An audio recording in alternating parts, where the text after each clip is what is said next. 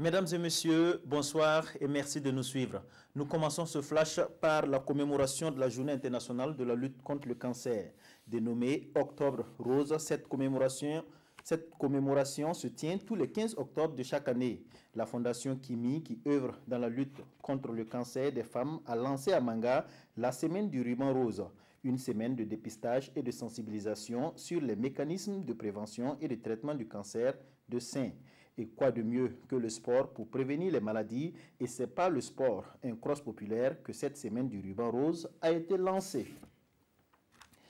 Lancement de la campagne de vaccination contre la péripneumonie contagieuse bovine et la maladie de Newcastle. Cette campagne, qui couvre les années 2018 et 2019, a été lancée par le ministre en charge des ressources animales et halieutiques à Founzan dans le Tuy. Selon le premier responsable du département en charge des ressources animales, cette présente campagne devrait permettre de vacciner 60% du bétail contre la maladie de Newcastle et la péripneumonie contagieuse bovine.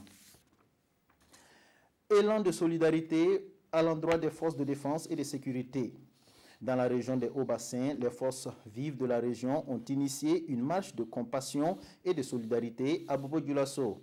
Objectif, rendre un hommage mérité aux forces de défense et de sécurité pour leur engagement dans la lutte contre le terrorisme. Cette marche de soutien, débutée à la place Tiefo Amoro, a pris fin au gouvernorat de la région.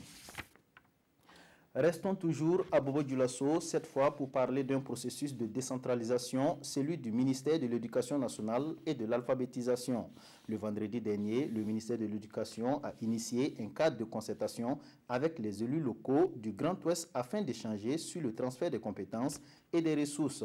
La décentralisation du système éducatif opérationnel depuis 2009 connaît des difficultés d'exécution. Au cours de cette rencontre, il a donc été question d'accompagner les collectivités pour plus d'autonomie dans la gestion des établissements scolaires.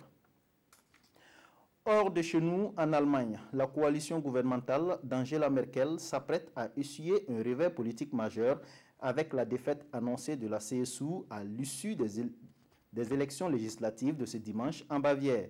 L'Union chrétienne sociale est l'allié politique de la CDU d'Angela Merkel. Selon les dernières études d'opinion, la CSU est créditée d'environ 34% des suffrages, soit près de 13 points de moins qu'aux dernières législatives en 2013.